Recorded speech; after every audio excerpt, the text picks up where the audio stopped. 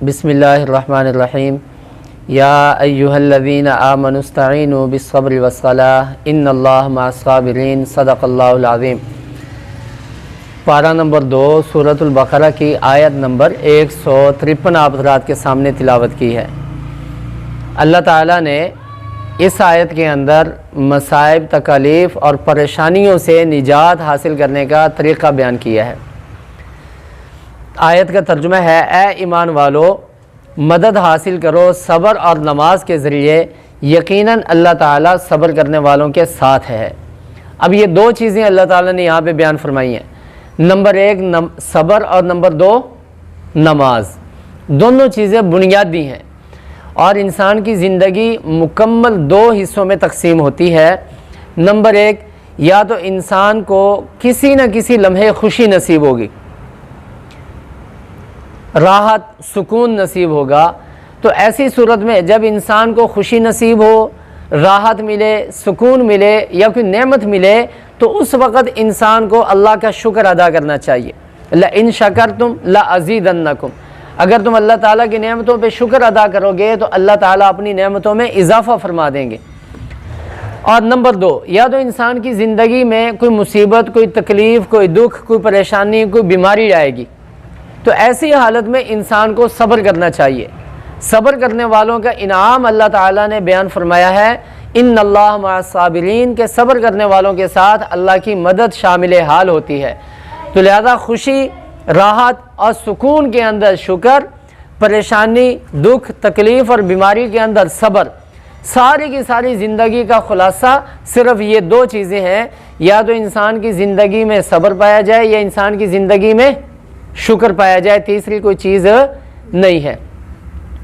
तो यहाँ पे 2 चीज़ें अल्लाह ताला ने बयान फरमाई हैं कि अल्लाह ताला से सब्र और नमाज के ज़रिए मदद हासिल करो। ये आयत नाजिल कहाँ पे हुई कि जिस वक़्त मदीना मुनव्वरा में अल्लाह ताला ने हुक्म नाजिल फरमाया कि भाई बैतुल मक़दस की बजाय बैतुल्लाह को अपना क़िबला बना लो, तो मुसलमानों ने बैतुल्लाह को अपना क़िबला बनाया, बैतुल मक़दस से अपना रुख फेर के बैतुल्लाह की तरफ कर लिया। तो अब जब ये अल्लाह ताला ने हुक्म दिया तो कुफ़ार और मुशरिकीन ने एतराज़ करना शुरू किया। देखो जी, अगर ये आसमानी दीन होता, अगर ये अल्लाह की जानिब से नाजिल करदा दीन होता, अगर ये आसमानी किताब होती, तो फिर ये मुसलमान कभी बैतुल मक़दस की तरफ चेहरा करके नमाज़ पढ़ते हैं, कभी बैतुल्लाह की तरफ चेहरा करके नमाज़ पढ़ते हैं। तो इनको चाहिए था कि फिर एक जगह को क़िबला अपना बनाते। अगर ये आसमानी दीन होता तो कभी ये बैतुल मक़दस की तरफ चेहरा करते हैं, कभी बैतुल्लाह की तरफ। तो मालूम हुआ कि ये दीन आसमानी दीन नहीं है, ये इनका अपना बनाया हुआ दीन है। तो एक तो था कि अल्लाह ताला इस एतराज़ का जवाब देते, इस एतराज़ का जवाब देते कि नहीं भाई, ये दीन आसमानी दीन है, ये अल्लाह का दीन है, ये अल्लाह ताला की किताब है। रहा तुम्हारा ये एतराज़ कि दीन में मकसूद बैतुल मक़दस भी नहीं है, मकसूद बैतुल्लाह भी नहीं, मकसूद अल्लाह का हुक्म पूरा करना है। कि जब अल्लाह का हुक्म था कि बैतुल मक़दस की तरफ मुँह करके नमाज़ पढ़ो, उस वक़्त हमने बैतुल मक़दस की तरफ मुँह करके नमाज़ पढ़ी चूँकि अल्लाह का हुक्म था। और जिस वक़्त अल्लाह का हुक्म था कि अब बैतुल्लाह की तरफ चेहरा करके नमाज़ पढ़ो, तो हम बैतुल्लाह की तरफ चेहरा करके नमाज़ पढ़नी हमने शुरू कर दी चूँकि अल्लाह का हुक्म है। तो इसलिए दीन बैतुल्लाह की तरफ रुख करने का या बैतुल मक़दस की तरफ रुख करने का नाम दीन नहीं है, दीन अल्लाह के हुक्म को पूरा करने का नाम है। और अगर अल्लाह का हुक्म होता कि बैतुल मक़दस की तरफ ही मुँह करके नमाज़ पढ़ते रहो, तो फिर उसी तरफ मुँह करके नमाज़ पढ़ना दीन था। एतराज़ का जवाब तो ये बनता था, लेकिन अल्लाह ताला ने वो एतराज़ का जवाब ये नहीं दिया, बल्कि अल्लाह ताला ने मुसलमानों को तसल्ली दी है कि भाई ऐसे एतराज़ात से या इस तरह के सवालात से परेशान नहीं होना, बल्कि सब्र और नमाज के ज़रिए अपनी ज़िंदगी को मजबूत करो। सब्र की उलमा ने 3 किस्में बयान की हैं। नंबर 1 होता है सब्र अला ताआत, कि अल्लाह ताला की इबादत और इताअत पे सब्र करना। चूँकि सब्र का माना होता है अपने आप को रोक लेना, जो दिल नहीं चाहता वो काम करना। दिल चाहता है कि नमाज की पाबंदी ना हो, दिल चाहता है रोज़े की पाबंदी ना हो, दिल चाहता है ज़कात की पाबंदी ना हो, दिल चाहता है कि जनाबे वाला खुला माहौल हो, खुली ऐश हो, کوئی پوچھنے والا نہ ہو، کوئی زندگی کا اصول اور ضابطہ نہ ہو، لیکن اسلام کیا چاہتا ہے؟ نہیں بھائی، بولنے میں بھی اصول، دیکھنے میں بھی ضابطہ، نماز میں، روزے میں، حج میں، زکوٰۃ میں، حلال اور حرام میں تمیز، یہ ساری چیزیں فرق کے ساتھ ہیں۔ تو اس لیے اب انسان اپنے دل کے خلاف، اپنی طبیعت کے خلاف اگر اللہ کا حکم پورا کرنے میں لگا رہے تو اسے صبر علی الطاعات کہتے ہیں، کہ بندے کا دل نہیں چاہتا نماز پڑھنے کو، لیکن اللہ کا حکم سمجھ کے ہم پڑھ رہے ہیں۔ دل نہیں چاہتا کہ پورا دن بھوکے رہیں، لیکن اللہ کا حکم سمجھ کے ہم بھوکے رہ رہے ہیں۔ دل نہیں چاہتا کہ اپنے ہاتھوں کی کمائی میں سے زکوٰۃ ادا کی جائے، لیکن ہم اللہ کا حکم سمجھ کے زکوٰۃ ادا کر رہے ہیں۔ تو یہ سارے معاملات کیا ہیں؟ یہ چونکہ طبیعت کے خلاف ہیں، اور جو کام طبیعت کے خلاف ہو اس کام پہ اگر انسان عمل کرے تو اسے صبر کہا جاتا ہے۔ اس لیے یہ صبر علی الطاعات ہے کہ اللہ تعالیٰ نے جو اطاعت کا حکم دیا ہے، جو عبادات دی ہیں، ان کو پورا کرنا، اور ان کو پورا کرنے کے اندر انسان لگا رہے، یہ صبر علی الطاعات ہے۔ اور ان عبادات پہ عمل کرنے والے انسان کو بھی صابر کہا جائے گا، اور اسے بھی اجر کے تمام فضائل وہ نصیب ہوں گے، وہ ملیں گے۔ دوسری صبر کی قسم ہے جسے کہتے ہیں صبر عن المعصیت۔ صبر عن المعصیت کہتے ہیں کہ اللہ تعالیٰ کی نافرمانیوں سے اپنے آپ کو بچانا۔ دل چاہتا ہے گانا سننے کو، فلم دیکھنے کو، لیکن اللہ کا حکم ہے کہ گانا نہیں سننا، فلم نہیں دیکھنی۔ اب دل کے خلاف اگر انسان چلے تو یہ صبر ہے۔ تو جب انسان گناہوں سے اپنے آپ کو بچاتا ہے، یہ صبر عن المعصیت ہے، کہ دل چاہتا ہے گناہ کرنے کو، لیکن اللہ کا حکم ہے کہ گناہ نہیں کرنا، لہذا ہم نے اپنے دل کو دبا لیا، اپنے نفس کو دبا لیا، اپنے دل کی بات نہیں مانی، ہم نے اللہ کا حکم مان لیا۔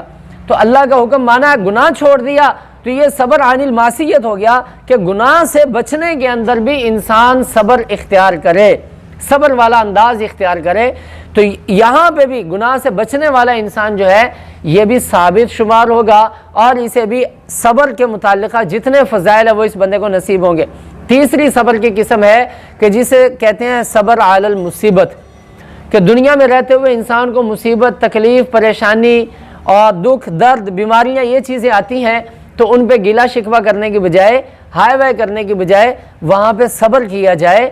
وہاں پہ انسان اللہ تعالیٰ کی جانب سے یہ آئی ہوئی آفت یا امتحان کی شکل میں یا اپنے گناہوں کی سزا کی شکل میں، ان سے انسان کیا ہے، ایک تو صبر کے ساتھ کہ اللہ کی ذات کے ساتھ گلہ شکوہ نہ ہو، اور جناب والا ہائے وائے نہ ہو، رونا دھونا نہ ہو، لوگوں کے سامنے جو ہے وہ ان چیزوں کی برائی بیان کرنا وہ مقصود نہ ہو، بلکہ شکر اور صبر کے ساتھ اس بیماری کو، اس تکلیف اور پریشانی کو انسان حل کرنے کی فکر کرے، کوشش کرے۔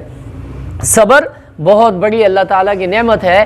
اللہ تعالیٰ نے قرآن کریم میں فرمایا، سورۃ الزمر آیت نمبر 10 میں اللہ تعالیٰ فرما رہے ہیں، انما یوفی الصابرون اجرہم بغیر حساب، کہ دنیا میں صبر کرنے والے انسانوں کو جو اجر دیا جائے گا، اللہ تعالیٰ فرماتے ہیں قیامت والے دن بغیر حساب کے انہیں جو ہے وہ اجر دیا جائے گا۔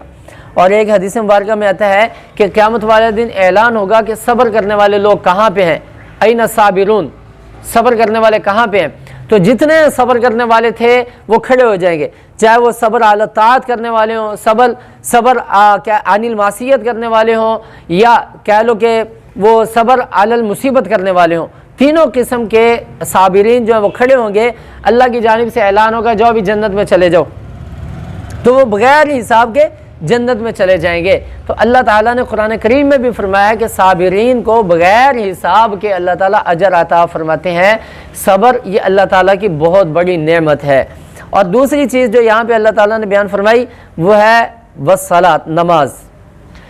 نماز یہ دین کا اہم ترین رکن ہے، حتیٰ کہ نبی کریم صلی اللہ علیہ وسلم نے تو یہاں تک فرمایا الصلاۃ عماد الدین، کہ دین کا ستون اگر کوئی چیز ہے تو وہ نماز ہے۔ دین کی عمارت جس چیز پہ کھڑی ہے تو وہ صرف اور صرف نماز ہے۔ اگر دین کے ستون کو یعنی نماز کو چھوڑ دیا جائے تو دین کی عمارت قائم نہیں رہ سکتی، دین کی چھت قائم نہیں رہ سکتی۔ اس لیے دین کی بنیاد کو اگر مضبوط کرنا ہے تو اس کے لیے بنیاد کیا ہے؟ نماز کو قائم کیا جائے، نماز مضبوطی کے ساتھ اختیار کی جائے۔ نماز کے اور بہت زیادہ فضائل ہیں۔ نبی کریم صلی اللہ علیہ وسلم نے فرمایا کہ میری آنکھوں کی ٹھنڈک وہ اللہ تعالیٰ نے نماز میں رکھی ہے، اور پھر نماز کے ذریعے دنیا کی زندگی بھی، قبر کی زندگی بھی اور آخرت کی زندگی بھی وہ نماز کے ذریعے ہی بننی ہے۔ حتیٰ کہ حدیث پاک میں آتا ہے کہ آپ صلی اللہ علیہ وسلم کو اگر کوئی بھی معاملہ پیش آتا تو آپ علیہ السلام فوراً نماز کی طرف متوجہ ہوتے۔ اب ہم کیا سمجھتے ہیں کہ نمازیں وہ صرف 5 ہیں، فجر، ظہر، عصر، مغرب، عشاء، زیادہ سے زیادہ جمعہ یا نماز جنازہ، عید الفطر اور عید الاضحیٰ، یہ نمازیں ہیں۔ صرف یہ نمازیں نہیں ہیں، صرف یہ نمازیں نہیں ہیں، بلکہ اس کے ذریعے اور بھی بہت ساری نمازیں ہیں۔ جیسے اللہ تعالیٰ نے کوئی نعمت عطا فرمائی تو صلاۃ الشکر ہے، بندہ شکر کے نوافل ادا کرے۔ اگر کوئی بیماری آ گئی ہے تو صلاۃ الحاجت ہے کہ انسان حاجت کی نماز پڑھے، اللہ تعالیٰ سے عافیت مانگے۔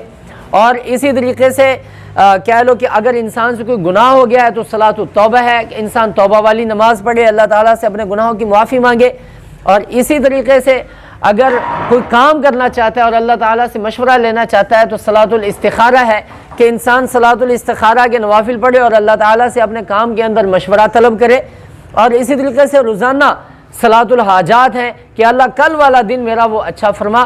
تو نماز یہ ہمیں اپنی زندگی کا اہم رکن بنانا چاہیے، اہم عبادت ہے اسلام کے اندر، اسے بھی اختیار کرنا چاہیے۔ اللہ تعالیٰ نے 2 چیزوں کا یہاں پہ تذکرہ فرمایا ہے کہ جو دنیا کے اندر مصائب تکالیف سے کامیابی کا نسخہ ہے، اور وہ کیا ہے؟ نمبر 1 صبر ہے اور نمبر 2 نماز ہے۔ اللہ تعالیٰ صبر کی بھی اور نماز کی بھی سمجھنے کی توفیق نصیب فرمائے۔